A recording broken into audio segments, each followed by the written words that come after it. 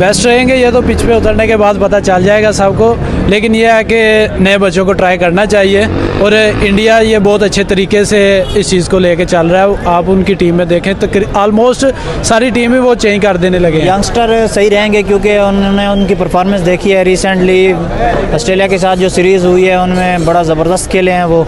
हालांकि senior player होते थे तब भी इतना टारगेट वो नहीं देते थे, हालांकि ये यंग प्लेयर थे फिर भी 200 से क्रॉस किया है टारगेट यूजुअली। तो मुझे लगता है कि ये अच्छा कम्पीट करेंगे और सीरीज़ जितवा के। अगर आप विराट कोहली को देखें उनका एक्सपीरियंस बहुत ज़्यादा है, बट ओवरऑल अगर हम इंडियन टीम की बात करें पिछली सीरीज़ के अंदर उनकी परफॉर्मेंस देखें तो उसके अंदर कोई भी बड़ा प्लेयर नहीं था और छोटे प्लेयरों ने इतनी अच्छी परफॉर्मेंस दी थी कि हम बड़े प्लेयरों को हमने मिस भी नहीं किया। नमस्ते सत श्री अकाल, मैं हूं सिद्रा रामीन ऑफिशियल के साथ। आज हम लोग बात करेंगे बीसीसीआई ने एक डिसीजन लिया है कि T20 वर्ल्ड कप के अंदर third power hitter Virat Kohli की जगह पर ईशान किशन हम लोगों को नजर आएंगे। पाकिस्तानी अवाम से ये जानेंगे कि क्या सीनियर प्लेयर्स इंपॉर्टेंट हैं right now T20 world cup के लिए या वाकई यंगस्टर्स को आगे मौका देना चाहिए। तो आइए पाकिस्तानी अवाम से इस चीज़ की राय जानते हैं। अस्सलाम वालेकुम। वालेकुम सलाम। क्या हाल है सर? ठीक ठाक। सर बीसीसीआई ने एक डिसीजन लिया है कि जिसके अंदर देखा जाए तो थर्ड पावर हिटर इस वक्त विराट कोहली आते हैं अगर देखा जाए तो, लेकिन इसकी जगह पे ईशान किशन को रखा जा रहा है कि वो भी बड़े बेस्ट पावर हिटर है। वो क्या एक्सपेक्टेड है कि सीनियर को ही खेलना चाहिए, यंगस्टर्स को भी मौका देना चाहिए?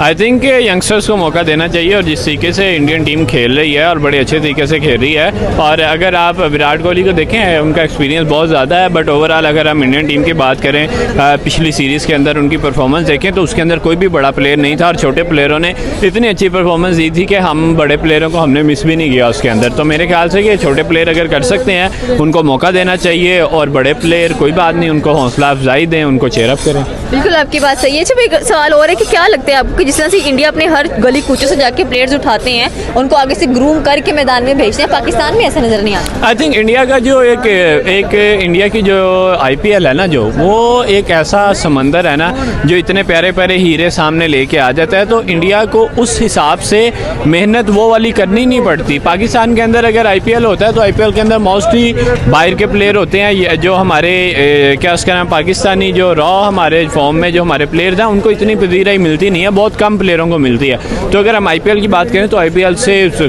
तकरीबन कोई 20 तो निकल आते हैं भाई। एक IPL के बाद अच्छे कोई बॉलर निकल आता है, कोई बैट्समैन निकल आता है। तो इंडिया के पास ये जो सोने की चिड़िया ना IPL, ये उनको बहुत बेनिफिट देता है। एग्जैक्टली आपकी बात सही है कि वो एक 1.2 बिलियन की आबादी से निकाल के मिलियन की आबादी से निकाल कर लेके आते हैं अपने लोगों को, और हम माशाल्लाह यहाँ पर 22 करोड़ आबादी से ही नहीं निकाल पा रहे होते। मसला ये है कि पाकिस्तान के अंदर इशू ये है कि सारा यही सीन है, सिफारिश है, अपने बंदों को आगे लेके आना है, तो टैलेंट को प्रमोट नहीं किया जाता।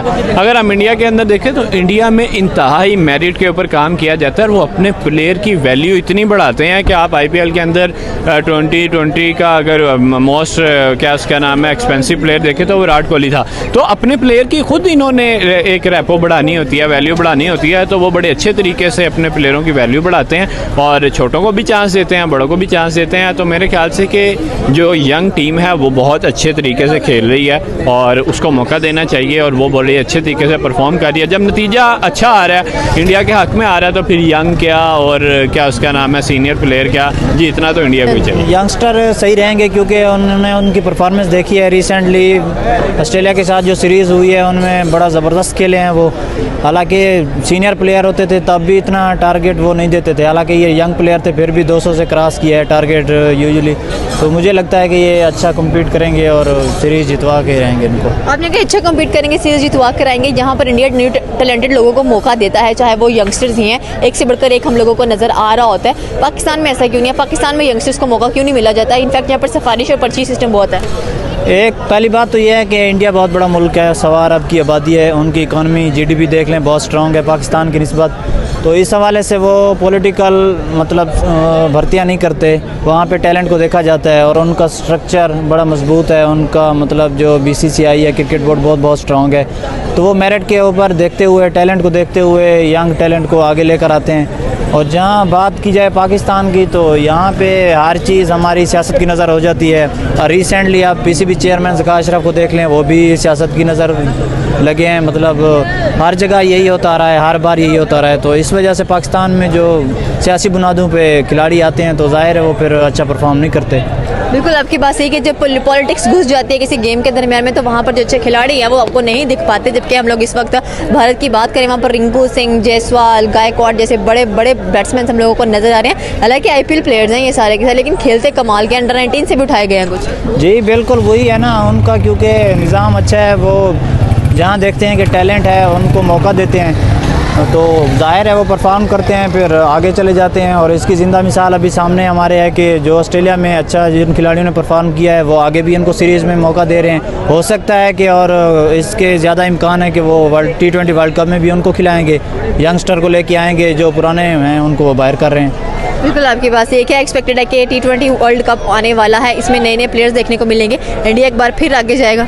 जी जाहिर है, देख लें आप वनडे वर्ल्ड कप में भी वो 10 के 10 मैच जीते हैं, मतलब अनबीटेबल रहे हैं थ्रू आउट द टूर्नामेंट। लेकिन आखिरी मैच वो बस उसको बदकिस्मती कहें जो भी, वो हार गए हैं। लेकिन उनके अंदर टैलेंट तो है, 10 मैच 11 में से 10 मैच जीतना कोई आम छोटी बात नहीं है। तो जाहिर है ये सीरीज़ भी जीत रहे हैं ऑस्ट्रेलिया के ख़िलाफ़, अभी अफ्रीका के साथ है, तो यकीनन उधर से भी यही इम्कान हैं कि जीत जाएंगे और ये चीज़ उनको कॉन्फिडेंस देगी और इस तरह वो वर्ल्ड कप में भी इसी अंदाज से जाएंगे और यकीनन वर्ल्ड कप भी जीत सकते हैं, कोई बड़ी बात नहीं। जो कि विराट कोहली थे उनकी जगह पर ईशान किशन को सिलेक्ट कर लिया गया है कि T20 वर्ल्ड कप में उनको खेलना है। आपको लगता है कि विराट कोहली की जगह पर ये पावर हिटर बेस्ट रहेंगे? बेस्ट रहेंगे ये तो पिच पे उतरने के बाद पता चल जाएगा सबको, लेकिन यह है कि नए बच्चों को ट्राई करना चाहिए और इंडिया ये बहुत अच्छे तरीके से इस चीज़ को लेके चल रहा है। आप उनकी टीम में देखें तो ऑलमोस्ट सारी टीम ही वो चेंज कर देने लगे हैं और नए प्लेयर्स को वो काफ़ी ज़्यादा आगे लेके आ रहे हैं। उनमें ईशान किशन के अलावा रिंकू भी है और शुभमन गिल भी है और उसके अलावा भी 1-2 लड़के आए हैं और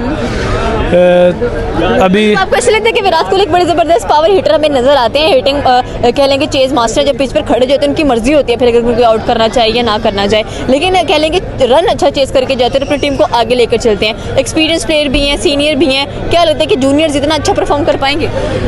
नो डाउट विराट कोहली जो है ना वो वर्ल्ड फर्स्ट जो है ना बेस्ट परफॉर्मेंस है उनकी और टॉप के प्लेयर हैं वो। उसके अलावा अगर देखा जाए विराट कोहली भी एक टाइम पे जूनियर था, अभी वो सीनियर बना और अभी जूनियर जो आ रहे हैं उनको मौका मिलेगा तो वो भी स्टेज पे पहुंचेंगे। अगर उनको मौका ही ना दिया जाए तो वो कैसे स्टेज पे पहुंच जाएंगे? और नए लड़कों को वो मौका दे रहे हैं, जैसे पाकिस्तान में होता है वो अच्छा प्लेयर कोई आ जाए पर्ची के बगैर जो है ना वो नहीं इंटरनेशनल मैच खेल पाता। इंटरनेशनल छोड़े वो अंडर 19 नहीं खेल पाता अगर सिफारिश नहीं है। इस वजह से पाकिस्तान में तो बहुत ज़्यादा जो है ना स्किल इसी तरह वेस्ट हो जाती हैं। प्लेयर्स बहुत अच्छे प्लेयर जो है ना वो वेस्ट हो जाते हैं। अंडर लास्ट टाइम मैं मैच देख रहा था, एक 40 प्लस एज के प्लेयर्स का मैच था, उनमें एक प्लेयर था उसकी परफॉर्मेंस देख के मैं शॉक्ड हो गया था क्योंकि वर्ल्ड इंटरनेशनल मैच उसका एक भी नहीं है और 40 प्लस पे वो उसका मैच मैं देख रहा हूँ, उसकी डबल सेंचुरी है और इतनी अच्छी परफॉर्मेंस के वाले प्लेयर्स जो है ना वो हमने वेस्ट कर दी हैं सिर्फ सिफारिश की वजह से, जो पाकिस्तान में बहुत पीक पे है। इंडिया में जहाँ पर वो, हाँ मैं वही बात करने वाली थी कि इंडिया में जब टैलेंट उभर कर सामने आता है वो गली गली कुचों से उठा के लाते हैं कि भाई ये टैलेंट है, इसको आप लेके आपकी टीम आगे बढ़ेगी। यहाँ पर जो वाकई ही अच्छा टैलेंट होता है उसको दबा दिया जाता है, जैसे कि अपने का पर्ची सिस्टम है, पर्ची के बगैर आप कभी अंडर 19 इंटरनेशनल लेवल खेल नहीं सकते हैं। लाइक फिर तो इस तरह ज़मीन आसमान का फ़र्क है इंडियन और पाकिस्तानी बैट्समैन में, बॉलर्स में। नो डाउट बहुत ज़्यादा फ़र्क है इस चीज़ का भी है, लेकिन पाकिस्तान में जो है ना वो स्किल की कमी नहीं है। और दूसरा इंडिया में एक और चीज़ भी है ना कि पाकिस्तान की पॉपुलेशन है सिर्फ 22 करोड़ और इंडिया की पॉपुलेशन देख ले आप 1.5 अरब से भी ज़्यादा है। 1.5 अरब से ज़्यादा, लेकिन ऐसे बैट्समैन निकाल के लाते हैं वो हमसे 22 करोड़ की आबादी में से बॉलर नहीं चुने जा रहे थे। जारी बात है अगर आपको 100 बंदों में से कहा जाए कि आप इनमें से 2 बेस्ट जो है ना वो उनको सिलेक्ट कर लें और आपको कहा जाए 10 बंदों में से 2 बेस्ट जो है वो सिलेक्ट करें, आपके पास इंडिया में फिर ऑप्शन ज़्यादा होती है, पाकिस्तान में आपको वो ऑप्शन जो है ना वो ज़रा कम मिलती है।